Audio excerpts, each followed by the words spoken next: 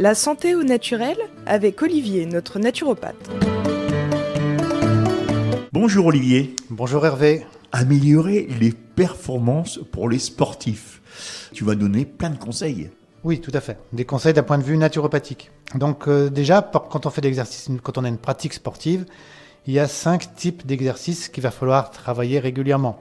Il ne faut pas trop se spécialiser. D'abord, travailler l'endurance. Importance de travailler donc l'endurance. L'endurance, on la travaille à chaque fois qu'on lutte contre la pesanteur. Donc la marche, la randonnée, le jogging, la danse. Ça va être de l'endurance. Deuxième type d'exercice, je te vois pas beaucoup parler là. Non, j'écoute moi. Est-ce que tu sais, déjà se lever à 4h du matin, c'est déjà un exploit. Hein. Ah oui, c'est pas du sport, mais c'est un exploit. Deuxième type d'exercice, ça va être travailler la résistance. Le but de la résistance, ça va être d'augmenter la tension musculaire sur les os pour augmenter leur solidité. Alors le troisième type d'exercice qui va être important de travailler, ce sont des exercices d'équilibre, dont le but d'augmenter notre stabilité. Le but derrière ça, c'est d'éviter les chutes. Si on est stable sur notre pied, on va moins tomber. Donc toujours travailler l'équilibre. Donc le matin, au réveil, je mets sur une jambe. Exactement. Il y a des ostéopathes qui conseillent de se brosser les dents sur une jambe. On alterne. Ah, j'étais pas loin à dire des bêtises. Ben non, absolument, c'est tout à fait. Mais toujours travailler l'équilibre. Donc il y a un moment dans l'échauffement où on peut passer un peu de temps sur une seule jambe, tout à fait. Puis après on change. C'est le bon conseil pour les auditeurs. Hein. Le matin, en se brossant les dents. Voilà, tout à fait. Brosse électrique, brosse mécanique. Moi j'aime bien la brosse mécanique. Oui, moi j'aime bien la brosse électrique. Hein. Voilà. Il faudra qu'on fasse une chronique là-dessus, sur les brosses à dents. Voilà, on va étudier les brosses à dents. Donc voilà, exercice d'équilibre important. Donc, et ça c'est bon pour tout le monde hein, de tenir sur nos jambes, c'est quand même précieux. Quatrième type d'exercice, ça va être des exercices de maintien. Ça va être des exercices qui vont nous aider à lutter contre des mauvaises positions, pour éviter les gestes dangereux pour le dos en particulier, préserver le dos. Donc, faire des exercices de maintien, ça peut être par exemple faire du gainage. Quand on fait du gainage, on va renforcer la musculation du dos. Et du coup, quand on est dans des mauvaises positions, quand on passe beaucoup de temps assis, le dos encaisse mieux. Cinquième exercice à pratiquer pour améliorer les performances, ça va être des exercices de souplesse. Donc, pour assurer la souplesse des articulations, des tendons, des muscles. Voilà, 5 types d'exercices pour avoir un travail cohérent, global, sur tout le corps qui va nous permettre de vraiment profiter de notre activité physique. J'en ai pas parlé là, mais si vous faites un sport qui n'est pas symétrique, donc ça veut dire qu'il va falloir faire aussi la musculation pour donc, pouvoir sport asymétrique. Un sport asymétrique, je pense par exemple au tennis. Oui. Donc il va falloir faire penser à la deuxième moitié du corps, donc il va falloir faire travailler. Sinon, il va y avoir une asymétrie dans le développement musculaire et ça va poser des problèmes. Mais bon, si vous pratiquez ce genre de sport, je pense que vous y êtes déjà bien averti sur ça. Très important pour l'activité sportive, c'est l'hydratation. Parlons-en, que d'eau. Que de l'eau. Ah oui, de l'eau, on s'hydrate avec de l'eau de toute façon. Alors, avant de rentrer dans le détail de l'eau, je voudrais insister sur l'hydratation, sur le fait d'avoir soif. Quand on a soif... C'est trop tard. Exactement. Quand on a soif, on est sur un signal d'alarme. Parce que ça veut dire qu'on a perdu 1% de notre poids en eau. Ça veut dire qu'en capacité physique, on a perdu 5% de nos capacités. Donc, faut anticiper. Il faut vraiment être en boire avant d'avoir soif, surtout quand on a une activité physique. Et ça, c'est bon aussi pour les personnes âgées. Hein. Faut le dire. En fait, on parle sportif, mais... On parle sportif, mais c'est valable pour tout le monde. Quand on a la sensation de soif, c'est qu'on est vraiment en déshydratation, on est en manque. Le sentiment de soif intervient toujours trop tard.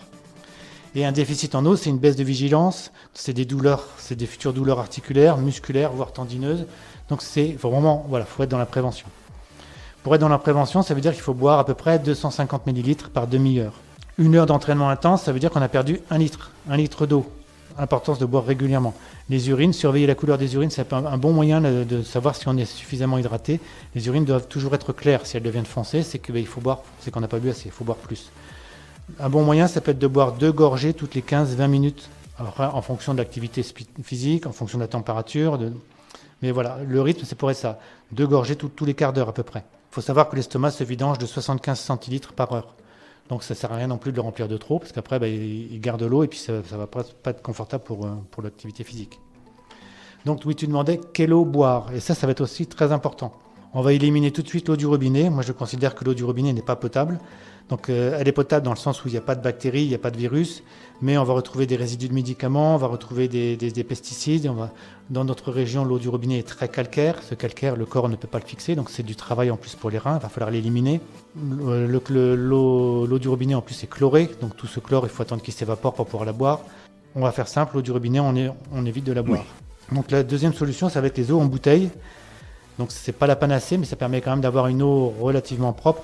L'inconvénient des eaux en bouteille, c'est que souvent, il peut y avoir du bisphénol, il peut y avoir des petits bouts de plastique dedans. Ça a été analysé, on trouve en moyenne jusqu'à 10 particules de plastique par litre, des particules qui font jusqu'à 1/10 de millimètre. Donc l'eau en bouteille, c'est mieux que l'eau du robinet, mais c'est pas encore la meilleure solution. Finalement, pour la meilleure qualité d'eau, si on veut vraiment avoir une eau pure à la maison, la seule solution, la plus efficace, ça va être de s'équiper d'un système de filtration pour filtrer nous-mêmes notre eau. Du coup, on va pouvoir maîtriser et on saura qu'on aura vraiment une eau pure. Ça, c'est pendant, avant, après l'effort, l'hydratation. Maintenant, après l'effort, il va y avoir des choses importantes à surveiller. Donc peut-être après l'effort, de privilégier une eau un peu plus riche en bicarbonate. Là, l'idée, ça va être de neutraliser l'acidité qu'on a développée dans le corps pendant l'effort physique. Donc ça va être des eaux, surveiller les étiquettes, des eaux riches en bicarbonate. On consomme avec modération, 1 demi-litre après l'effort. On boit aussi à distance des repas.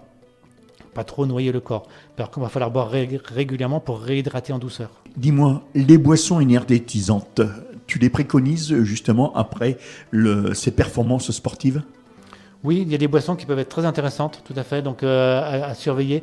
Surveiller qu'il n'y ait pas trop de sucre dedans, bien sûr. Le but de ces boissons, ça va être de réhydrater. Donc ce sont des boissons qui vont être riches en minéraux, qui vont pouvoir même des fois, pour certaines, contenir des acides aminés particuliers, qui vont aider à la récupération. Donc ça peut être des boissons à regarder. Là encore, comme toujours, il faut étudier les étiquettes. Alors important pour le sportif, c'est après l'effort. Après l'effort, il y a un souci que vont rencontrer l'effort, c'est un problème d'ischémie et de reperfusion. Donc là, c'est le terme technique.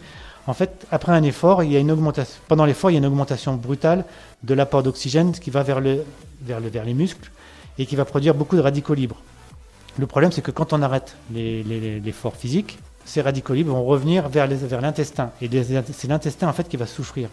Pendant l'activité physique, l'intestin est privé d'oxygène et après l'activité physique, l'oxygène revient avec tous les radicaux libres et va agresser la paroi de l'intestin. Donc on va avoir souvent chez le sportif, et en particulier chez le grand sportif, ce qu'on appelle une hyperperméabilité intestinale, c'est-à-dire que l'intestin n'est plus suffisamment étanche et donc il va laisser passer des substances dans la circulation sanguine qui ne devraient pas normalement passer. Donc il va falloir prendre soin, pour le sportif, un grand soin de son intestin qui souffre à cause de ce problème-là. Olivier, pour les auditeurs et auditrices qui désirent te consulter, tu peux me dire où sont situés et à quelle adresse tes cabinets ? Oui, tout à fait. J'ai donc 2 cabinets. Le premier à Noyon, il est au 8 rue de l'Évêché, c'est à côté de l'hôtel de Cèdre, sur le côté de la cathédrale. Et le second, c'est à la maison médicale à 5 place Choiseul à Compiègne, sur le cours Guilmer. Je suppose que justement, il faut prendre rendez-vous par téléphone pour que tu puisses tout à fait. être présent lors des consultations. Le plus simple, c'est de nous contacter par téléphone, c'est le 06 28 05 72 44. Alors sur Noyon, tu consultes quel jour ? Alors le Noyon, j'y suis le lundi, tous les lundis. Et sur Compiègne, c'est du mercredi, jeudi, vendredi, samedi, toute la fin de semaine en fait. Tous les renseignements que tu donnes dans cette chronique, on retrouve tout ça sur ton site internet. Et on peut prendre aussi rendez-vous pour te consulter sur Compiègne ou sur Noyon. Oui, absolument. Il y a un formulaire de contact sur le site naturopathe-noyon.fr, donc on peut me contacter par là. J'ai mis quelques articles aussi avec de l'information qui reprend des fois certaines chroniques. Donc vous pouvez compléter vos informations en allant sur le site, tout à fait. Sans quoi, tu as une adresse mail ?